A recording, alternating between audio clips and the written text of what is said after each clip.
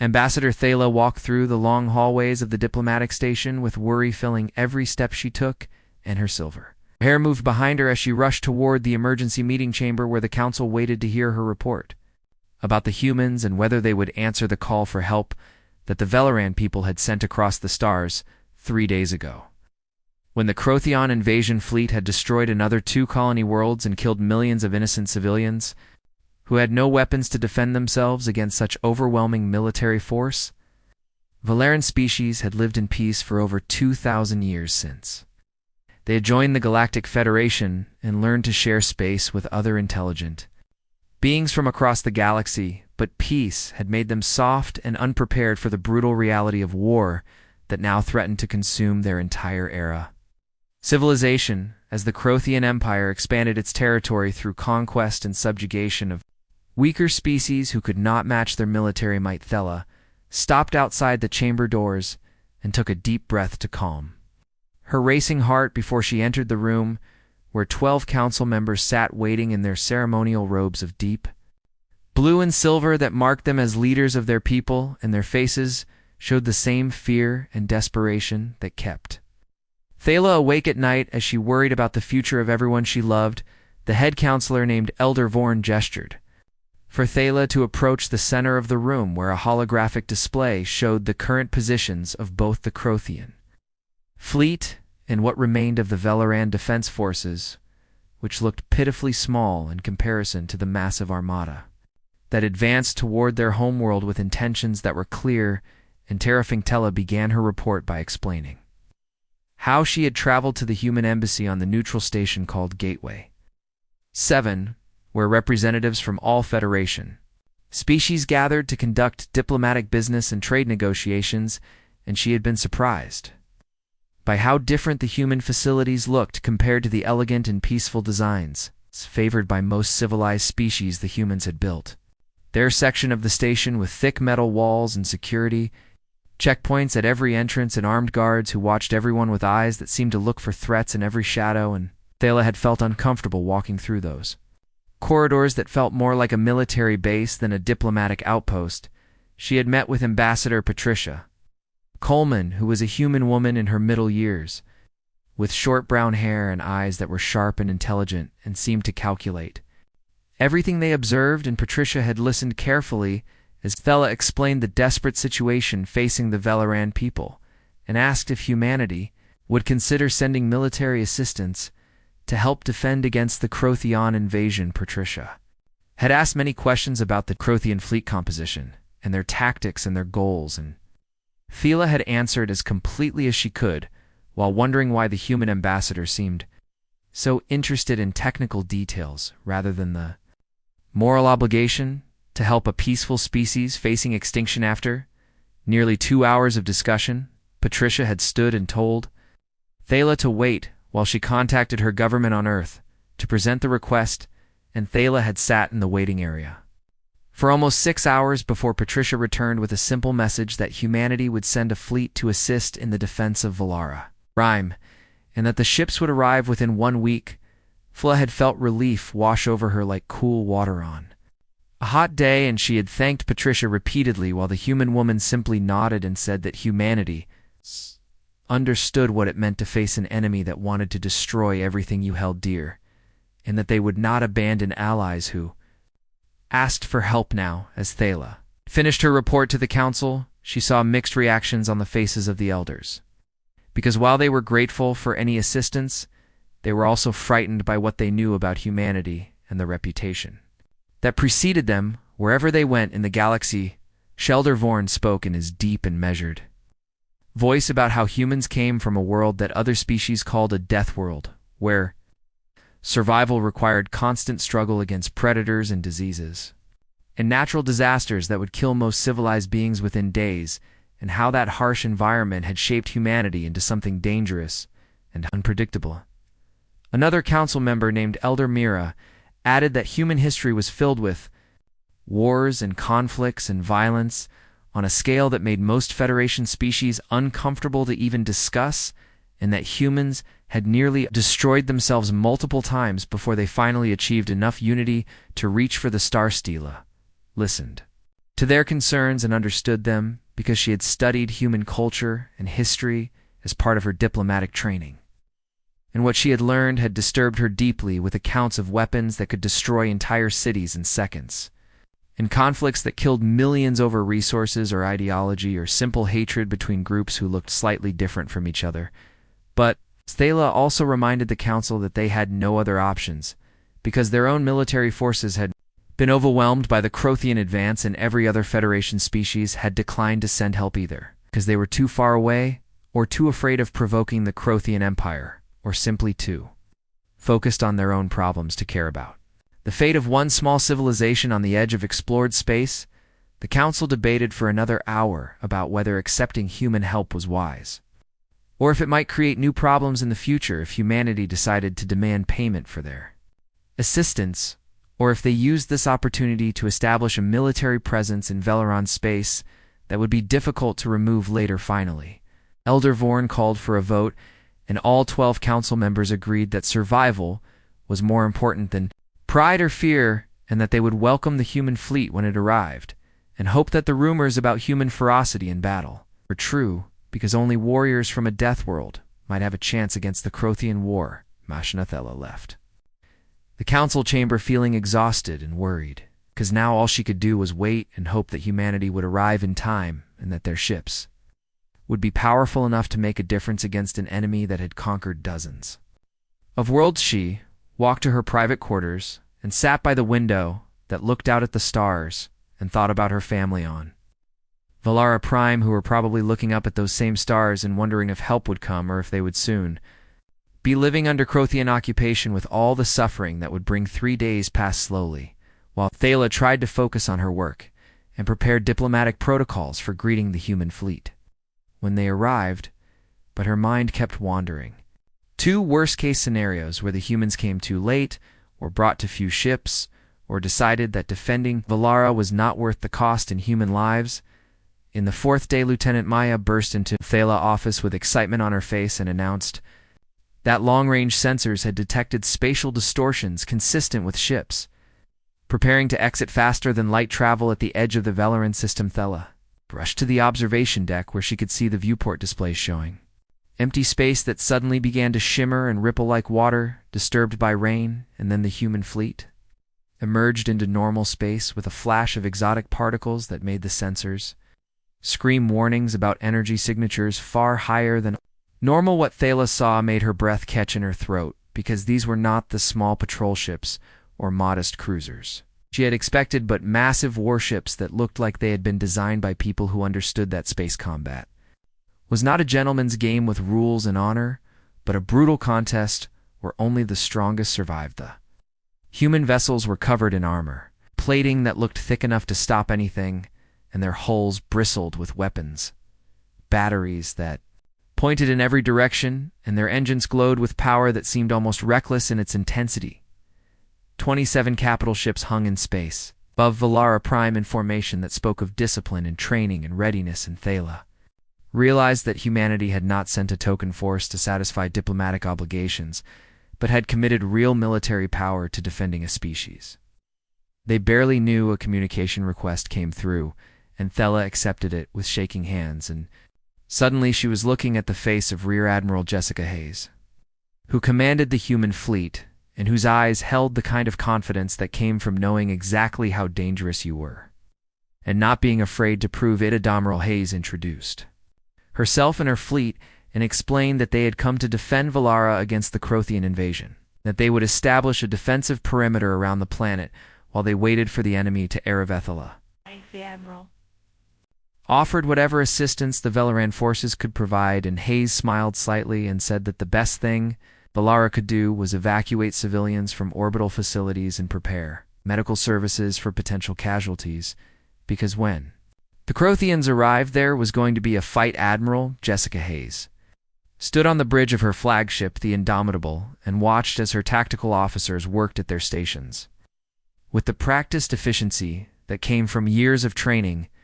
and countless simulation runs that prepared them for exactly this kind of scenario, they would need to defend an allied world against numerically superior forces. Jessica had been born on Earth in the North American sector and had grown up hearing stories from her grandfather who had served in the old planetary defense forces before humanity discovered faster-than-light travel and joined the wider galactic community, and those stories had shaped her understanding of what it meant to be a warrior and what it cost to protect those who could not protect themselves. She had joined the Terran Defense Force at 18 and worked her way up through the ranks by demonstrating tactical brilliance and a willingness to make hard decisions when circumstances required it. And now at 42, she commanded the largest human fleet ever sent outside a Sol system on a combat mission. Elkaka looked at the displays showing Valara Prime below them and thought about the billions of civilians on that planet who were depending on her and her crews to keep them safe from an enemy that had already proven its willingness to commit atrocities against conquered populations. Her second-in-command, Captain Robert Martinez, approached and reported that all ships had completed their system checks and were ready for combat operations,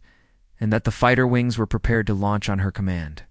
Whenever the Crothian fleet arrived in system, Jessica nodded and told Robert to have all ships maintain formation and keep their sensor arrays running at maximum sensitivity because she wanted plenty of warning before the enemy showed up so they could position themselves for maximum tactical advantage. Though human crews settled into the routine of waiting that all soldiers knew well, where time seemed to stretch and every minute felt like an hour as they maintained readiness while hoping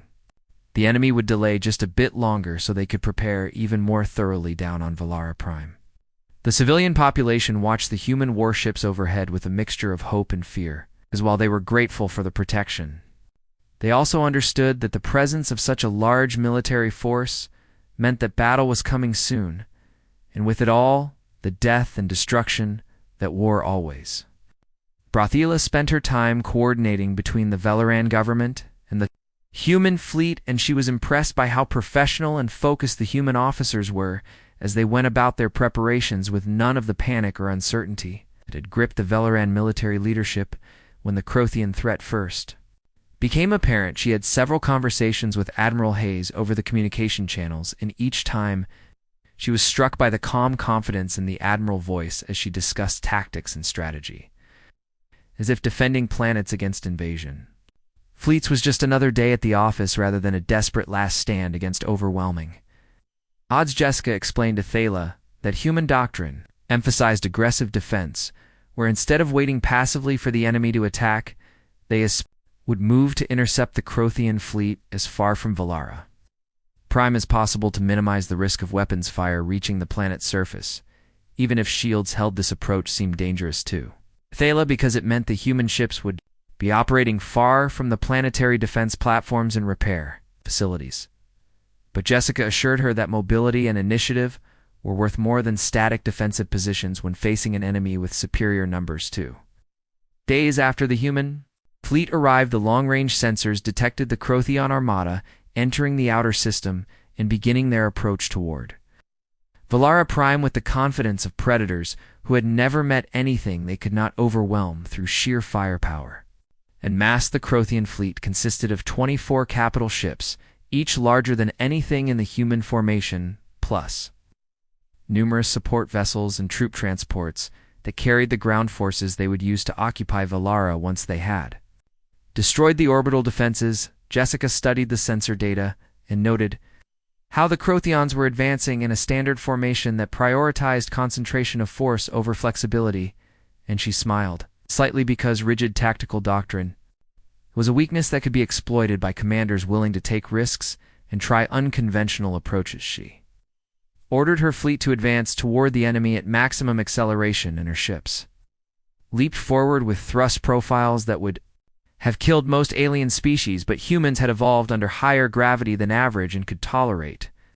acceleration forces that made other beings pass out from blood pooling away from their brains. The human warships moved with speed and purpose as they raced to meet the Crothian advance, and Jessica positioned her forces in a formation that looked scattered and disorganized to anyone who did not understand the tactical principles behind it. Each ship group had specific targeting assignments and approach vectors that would allow them to concentrate fire on individual enemy vessels while maintaining enough separation to avoid being caught in blast radiuses if someone's weapons magazine detonated. the Crothians detected the human fleet, advancing toward them, and adjusted their formation slightly, but they did not seem concerned about the smaller force rushing to engage them because their experience told them that numbers and firepower decided battles in space. Jessica watched the range counter tick down as the two fleets approached each other, and she felt the familiar calm settle over her that always came before combat. When all the planning and preparation gave way to execution and instinct at 100,000 kilometers, she gave the order to launch fighters, and thousands of small craft poured out of the human carriers and coordinated waves that immediately began accelerating toward the enemy fleet at speeds that no automated drone could match because they had human pilots willing to push their bodies to the limit for tactical advantage. The Crothians seemed surprised by the fighter launch, because most advanced civilizations had abandoned manned fighters centuries ago in favor of missiles and drones. But humans still believed in putting pilots directly in combat, where their creativity and adaptability could make the difference between victory and defeat. Jessica ordered the missile batteries to open fire, and the space between the two fleets suddenly filled with hundreds of warheads streaking toward the Crothian ships on intercept courses that would bring them into contact in less than 2 minutes. Crothian point defense systems came online and began shooting down the incoming missiles, but the human weapons were designed to be difficult targets with evasive programming and hardened casings that could survive near misses from defensive lasers. Several missiles penetrated the Crothian defenses and slammed into shields, causing ripples of energy to cascade across the protective barriers, but not yet breaking through because the enemy shields were powerful and well maintained. Jessica had expected this, and the missile barrage was never meant to destroy the Crothian ships, but rather to force them to commit their defensive systems, so that when the human fighters arrived moments later, they would find gaps in the coverage. The fighter wings split into multiple attack groups and dove toward the Crothian fleet from different angles, while their pilots pushed their craft through maneuvers that made the acceleration compensators scream in protest, but allowed them to avoid most of the defensive fire. Human fighters were small and fast and piloted by people who had trained their entire adult lives for this kind of combat, and who understood that their survival depended on being better than everyone trying to kill them. The fighters reached weapons range and began firing their plasma cannons at the Admos Crothian shields, concentrating their attacks on specific points that the targeting computers had identified as weak spots in the enemy defensive coverage. Meanwhile, human capital ships closed to engagement range and opened fire with their main batteries, sending streams of accelerated particles and directed energy beams toward the Crothian vessels with intensity that surprised the enemy commanders. Ote had not expected such firepower from ships that were smaller than their own dreadnoughts. Jessica coordinated the attack from her command chair, calling out targets and firing solutions while monitoring the tactical display that showed friendly and enemy positions in real time, and she adjusted her strategy moment by moment as the battle developed, and new opportunities presented themselves. The first Crothian shield failed under the combined assault of fighters and capital ship weapons, and suddenly one of their cruisers was exposed to direct fire, and the human gunners did not waste the opportunity. As they poured everything they had into the vulnerable target, the Crothian cruiser tried to maneuver away, but human ships pursued with relentless aggression, and within 30 seconds, the enemy vessel was torn apart by multiple impacts that overwhelmed its armor and penetrated to critical systems, causing a catastrophic failure that left nothing but expanding debris. The Crothian fleet suddenly realized they were not facing a minor annoyance but serious opposition, and they began to reposition their forces to concentrate fire on the human ships. But Jessica had anticipated this response, and her vessels were already moving to new positions that made them difficult targets while maintaining their own offensive pressure. The space around Valara Prime had transformed into a battlefield filled with energy weapons, fire and missile trails, and explosions that bloomed like deadly flowers wherever ordnance found targets, and the human pilots flew their fighters through this chaos with skill that bordered on madness as they dodged incoming fire and pressed their attacks against the larger Crothian vessels. Commander Lisa Park led her fighter squadron in a diving attack against a Crothian battleship that had been hammering one of the human destroyers with heavy plasma cannons, and she called out targeting coordinates to her wingmates as they synchronized. Their approach to hit the same shield section simultaneously Lisa had grown up on. Mars in one of the colony domes, and had always dreamed of flying among the stars, but nothing in her. Training had fully prepared her for the intensity of real combat, where every decision had to be made in fractions of a second, and any mistake could result in instant death. Her fighter shook as a near miss from Crothian point defense sent shrapnel against her shields, and she adjusted her course while keeping her weapons locked on the target point, and then she was in range and firing in her plasma bolts joined those of her squadron mates to create a concentrated barrage that finally overwhelmed that section of enemy shielding. The moment the shield failed, Lisa switched to armor-piercing rockets and sent a salvo into the exposed hull plating, and watched with satisfaction as the warheads detonated inside the Crothian battleship, causing secondary explosions that vented atmosphere and debris into space. But there was no time to celebrate, because 3 more enemy ships were already turning their weapons toward her squadron, and Lisa had to lead her pilots through evasive maneuvers while they looked for their next target and tried to stay alive long enough to make another attack run back on the indomitable Admiral Hayes. Monitored multiple tactical feeds simultaneously, while coordinating the actions of 27 capital ships and thousands of fighters spread across millions of cubic kilometers of space, and she made constant adjustments to her battle plan as new information came in from sensors and scout ships. Jessica studied every major space battle in human history, from the early conflicts in the Sol system to the more recent skirmishes with pirates and raiders on the frontier, and she had learned that victory usually went to the commander, who could adapt faster and think more creatively than their opponent. The Crothians were fighting according to their doctrine, which emphasized massed firepower and rigid formations, but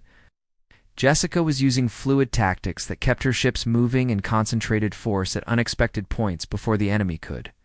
respond effectively. She ordered 3 destroyers to break formation and execute a flanking maneuver against the Crothian right wing, while the rest of her fleet increased pressure on the center, and the enemy commanders were forced to choose between defending against the flanking attack or maintaining their advance toward Valara Prime. The Crothians chose to split their forces and sent 6 ships to intercept the flanking destroyers while the main body continued forward, but this was exactly what Jessica had wanted, because now the enemy formation was divided and vulnerable to being defeated in details. She immediately ordered her battleships to concentrate fire on the Crothian center, and the combined firepower of 5 human capital ships hammered into 3 enemy vessels simultaneously, and within minutes 2 of them had been destroyed, and the third was crippled and drifting with most of its systems offline. Down on Valara, Prime Thala watched the battle on the tactical displays in the command center, and she felt her hearts racing as she tried to comprehend the speed and violence of the engagement that was unfolding above her world, the Velaran. Military observers were providing commentary, and they seemed shocked by the aggressive tactics the humans were using and the risks they were taking as they closed to ranges that most civilized species would consider far too dangerous for capital ship combat. One observer noted that the human ships seemed to have stronger armor and more robust damage control systems than was typical for vessels of their size, and another suggested that this might be because humans had evolved on a world where everything was trying to kill them, and they had learned to build things that could take punishment and keep functioning. Thula listened to the commentary and realized that the other species in the Galactic Federation had fundamentally misunderstood humanity, because they had assumed that the Earth, being a death world, meant humans would be primitive and barbaric, but the truth was more nuanced and more frightening. Humans had learned to survive on a hostile planet by becoming better than everything that threatened them, and they had brought that same determination and adaptability into space, where it made them, perhaps,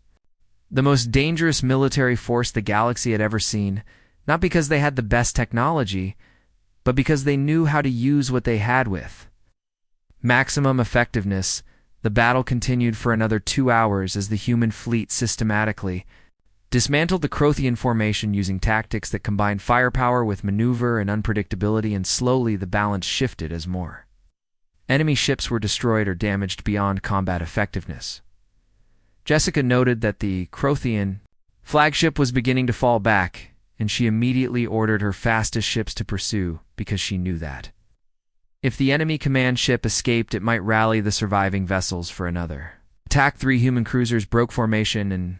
accelerated after the Crothian flagship, with their engines running at maximum output and their crews knowing that they were taking a risk. By separating from the main fleet, but trusting their admiral judgment about when aggression was worth the danger, the Crothian flagship was massive and heavily armed, but it had already taken damage from earlier in the battle, and its shields were weakened in several sections, and the pursuing human cruisers took advantage of this by concentrating their fire on the damaged areas. Captain Martinez coordinated the attack from the Indomitable and called out firing patterns to the pursuing ships, while Jessica monitored the overall tactical situation to make sure the rest of the fleet did not get caught. In a counterattack, while they focused on the enemy flagship, the 3 cruisers worked together with practiced precision as they pounded the Crothian flagship from multiple angles and prevented it from bringing its full weapons batteries to bear on any single target, and gradually they wore down its defenses until finally the shields collapsed completely. Once the shields were down, the human ships switched to kinetic penetrators that could punch through armor plating and reach the critical systems inside, and they fired salvo after salvo into the exposed flagship until suddenly there was a massive explosion as the enemy ship main reactor lost containment. Crothian flagship tore itself apart from the inside out, and the shockwave from the explosion damaged to nearby enemy vessels and sent debris flying in all directions, and Jessica allowed herself a small smile of satisfaction because destroying the enemy command ship would break their coordination and make the remaining vessels much easier to deal with. Their flagship destroyed and their formation shattered, the surviving Crothian ships began to withdraw from the battle, and several of them were trying to escape to faster-than-light speeds, but the human destroyers shadowed them to make sure they actually left the system rather than regrouping for another attack. Jessica ordered her fleet to hold position and not pursue beyond the outer system boundary because she did not want to scatter her forces too widely and leave Valara Prime vulnerable if there were additional Crothian ships waiting nearby. The human crews cheered as they realized they had won a decisive victory against an enemy that had seemed overwhelmingly powerful just hours earlier, and there was pride in their voices as they reported damage assessments and casualty counts to their command ships. Jessica listened to the reports and felt the weight of command settle on her shoulders, because while they had won the battle, they had also lost good people who would never see their homes again, and she would have to write letters to their families explaining why their loved ones had died defending a planet most humans had never heard of, but this was the cost of being part of something larger than yourself, and Jessica had accepted that cost long ago when she took her oath to defend humanity and its allies against all threats, and she knew that every person under her command had made the same choice. Tula stood on the observation deck watching the human fleet regroup and tend to their damaged vessels, and she felt overwhelming gratitude, mixed with a new understanding of what humanity represented in the galaxy. They were not the barbaric savages that some species feared, nor were they the naive newcomers that others dismissed, but rather they were warriors from a harsh world who had learned to fight with skill and courage and loyalty, and who honored their commitments, even when doing so put them in danger. The human ships moved with purpose as they established a protective cordon around Valara Prime, and their actions made it clear that they intended to stay until they were certain that Crothian threat had been eliminated completely. The human fleet remained in defensive positions around Valara Prime for 3 days after the battle, while repair crews worked around the clock to fix damaged systems and restore combat readiness to vessels that had taken hits during the engagement with the Crothian Armada Admiral. Hayes walked through the corridors of the Indomitable and stopped to talk with crew members who were eating their meals or taking brief rest periods between shifts, and she made a point of thanking them personally for their service and asking about their well-being, because she believed that commanders who isolated themselves from their people made poor decisions. Jessica visited the medical bay where the wounded were recovering from injuries sustained during the battle, and she spoke with a young ensign named David, who had suffered burns when a plasma conduit ruptured on his station, and he told her through gritted teeth that he would be ready to return to duty within a week, she also attended the memorial service for the 37 crew members who had been killed during the engagement, and she stood with the other survivors as they honored the fallen and committed their bodies to space according to military tradition, and she felt the familiar ache of loss that came with command. Responsibility down on Valara Prime, the civilian population celebrated their deliverance from the Crothion invasion, and there were public gatherings in every major city where people expressed their gratitude to the human forces that had risked their lives to defend a world that was not their own. Della attended one of these celebrations and watched as Velaran's children waved banners showing the flags of both their world and Earth side by side, and she felt tears in her eyes as she realized that her people would never forget what humanity had done for them. The Velaran government organized an official ceremony to thank Admiral Hayes and her fleet, and Thala helped coordinate the event, which took place in the Grand Council chamber, where Elder Vorn presented Jessica with a crystal sculpture that represented the highest honor Velaran society could bestow on a defender of their people. Jessica accepted the award with grace and humility, and she gave a short speech in which she explained that humanity had not come to Valara seeking glory or rewards, but because they believed that civilized beings had an obligation to stand together against those who threatened peace and freedom. She added that humans understood what it meant to face extinction because their own history included multiple periods when their species' survival had hung by a thread, and they had learned that sometimes the only thing standing between civilization and destruction was the willingness of brave individuals to fight for what was right, regardless of personal cost. The Velaran Council members listened to Jessica's words, and several of them were visibly moved by the passion and conviction in her voice. And Elder Vorn spoke for all of them when he said that Valara would always remember humanity as true friends who had proven their loyalty in the most meaningful way possible. After the ceremony, Thala met privately with Admiral Brynzy Hayes in a quiet garden near the council complex, where they could talk without the formality of official protocols, and Thala asked the question that had been weighing on her mind since the battle ended. She wanted to know why humanity had sent such a large and powerful fleet to defend Valara when they had only recently joined the Galactic Federation and had no existing treaties or obligations that required them to intervene in conflicts outside their own territory. Jessica was quiet for a moment as she considered how to answer, and then she explained that Earth had a long and often tragic history of watching from the sidelines while stronger powers conquered and oppressed weaker ones, and that humanity had collectively decided they would never again be passive observers. When they had the power to make a difference, she told Thala about the various genocides and atrocities that had marked human history, and how each one had left scars on the collective conscience of the species, and how those scars had shaped the values that guided human civilization in the modern era. Jessica said that when humanity reached the stars and discovered they were part of a larger community, they had made a commitment to themselves and to the galaxy, that they would stand against tyranny and aggression wherever they encountered it, because they had learned through bitter experience that evil triumphs when good people do nothing. Thala listened carefully and realized that humanity's moral framework was shaped by their painful past in ways that made them different from species like the Velarans, who had never experienced the kind of existential threats that forced impossible choices and terrible sacrifices. She asked Jessica if the human government had any expectations or demands in return for the military assistance they had provided, and the Admiral laughed and said that politicians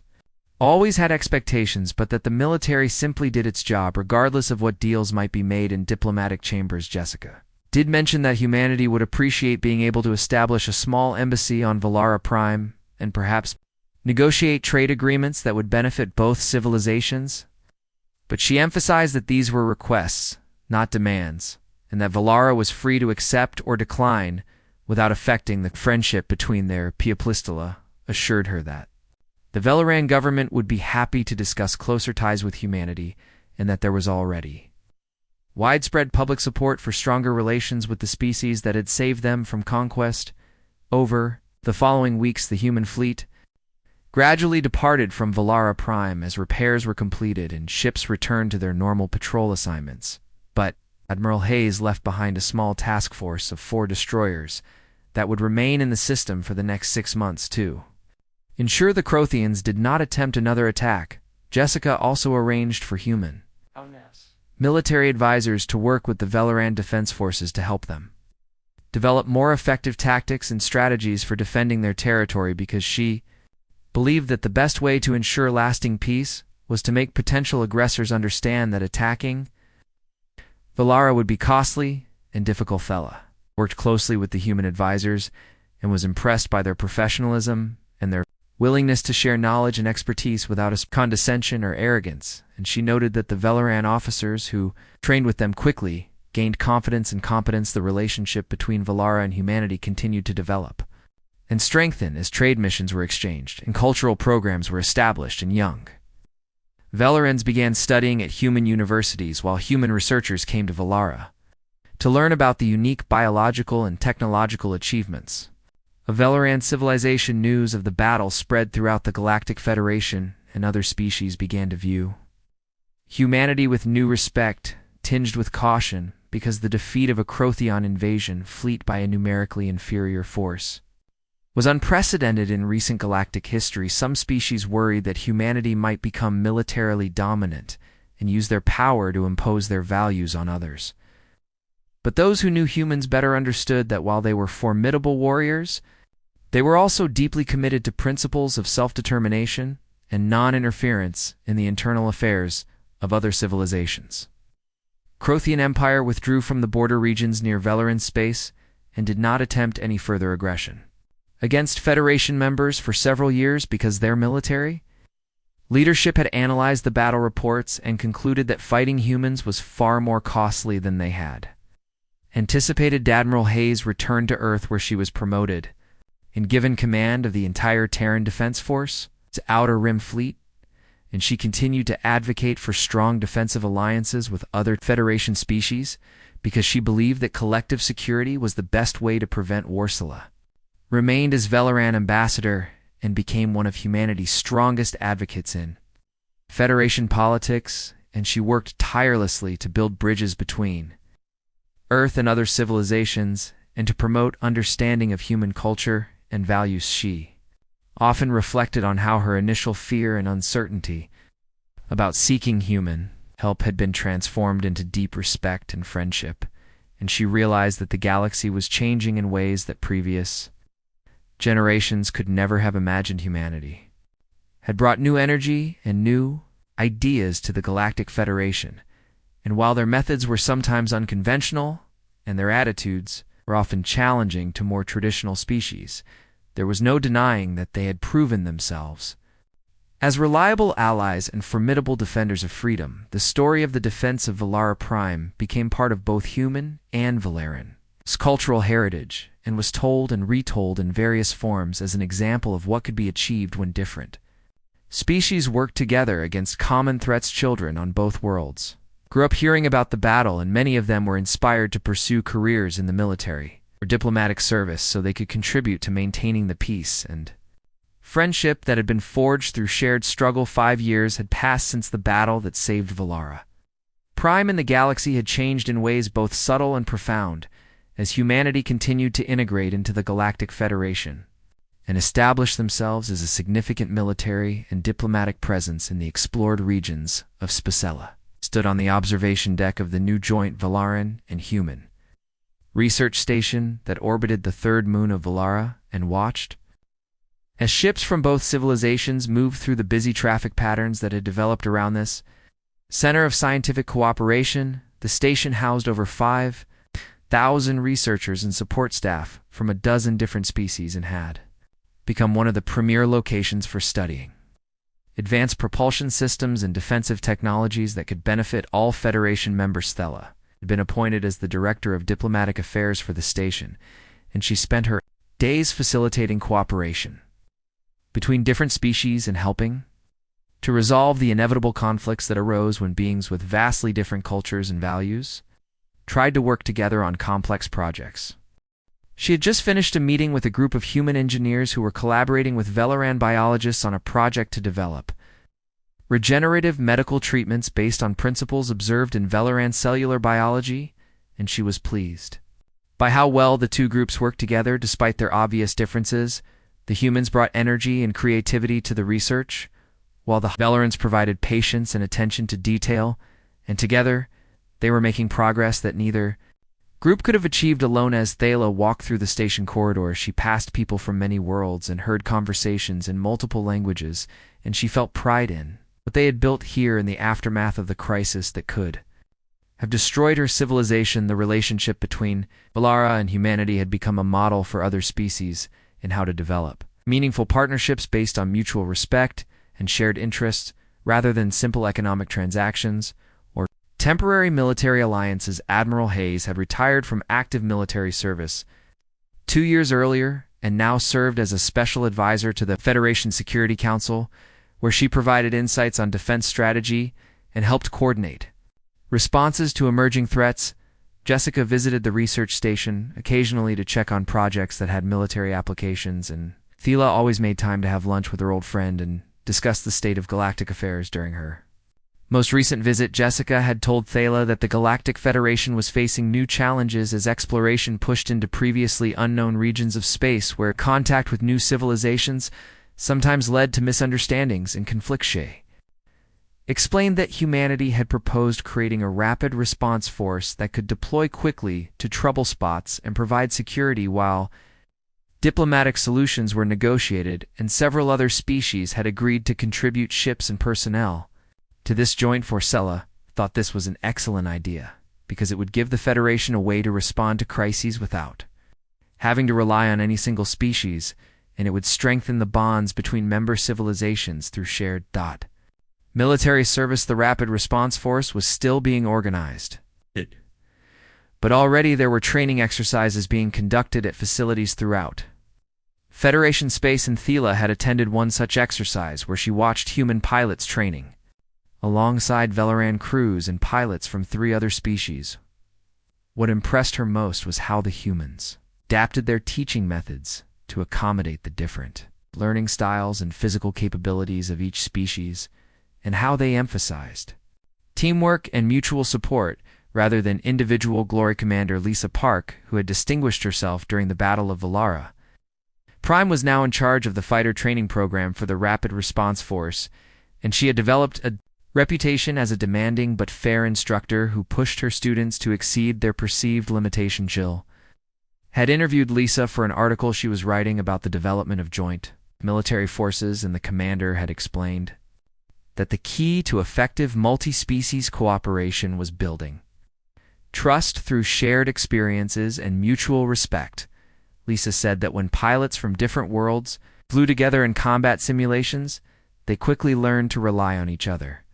strengths and compensate for each other's weaknesses, and those lessons carried over into other aspects of their relationships. The research station also hosted cultural exchange programs, where young people from different civilizations could spend time learning about each other's customs and values, and these programs had proven remarkably successful at breaking down stereotypes and building lasting friendships. Though often met with groups of students, and she enjoyed hearing their perspectives on the galaxy and their hopes for the future, and she was encouraged by how many of them expressed interest in careers that would bring different species together. One group of Velaran students told her they wanted to join the human merchant marine because they had heard that human ships visited more worlds and had more adventures than the conservative Velaran trading companies, and Thala had laughed and told them that adventure often meant danger, but that taking risks was part of growing as individuals. The galactic economy had also evolved significantly as human businesses brought new products and services to markets that had become somewhat stagnant after centuries of minimal innovation, and the competition forced other species to become more creative and efficient. Some traditional businesses complained about human disruption of established patterns, but consumers appreciated having more choices and lower prices, and most economists agreed that the increased dynamism was healthy for overall economic growth. Humanity had also made significant contributions to Federation culture through their art and literature and music, which reflected perspectives and experiences that other species found fascinating even when they did not fully understand them. Velaran audiences particularly enjoyed human drama because it explored emotional conflicts and moral dilemmas with an intensity that matched their own cultural values, and there were human theater companies that toured Valerian world's too enthusiastic reception, the political landscape of the Federation had shifted as well, with humanity advocating for reforms that would make the decision-making processes more democratic and transparent, and while some established powers resisted these changes, there was growing support among smaller species who felt they deserved more voice in galactic affairs. Thola had become involved in these reform efforts, and she worked with human diplomats and representatives from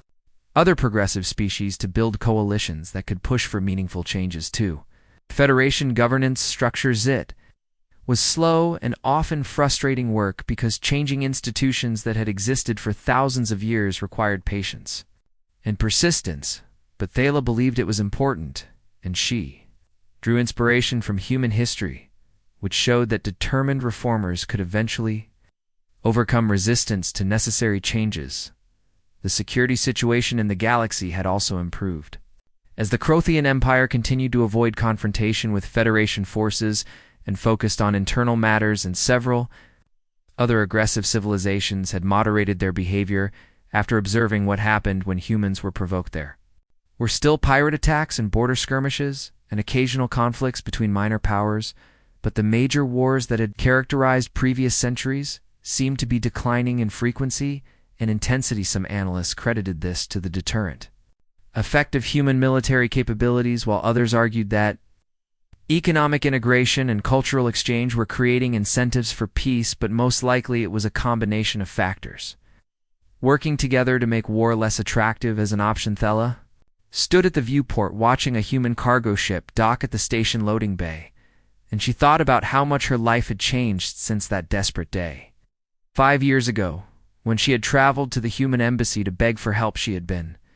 frightened and uncertain, then worried that humans would be too dangerous or too unpredictable to trust, but experience had taught her that while humans were indeed formidable, they were also capable of great kindness and loyalty. The galaxy was becoming a more interconnected and cooperative place, and humanity was at the center of many of the positive developments that were transforming relationships between species. Thala knew there would be challenges ahead because change always brought resistance, and not everyone welcomed human influence in galactic affairs, but she was optimistic about the future in ways she never could have imagined before the crisis that brought their worlds together. She thought about the children being born on both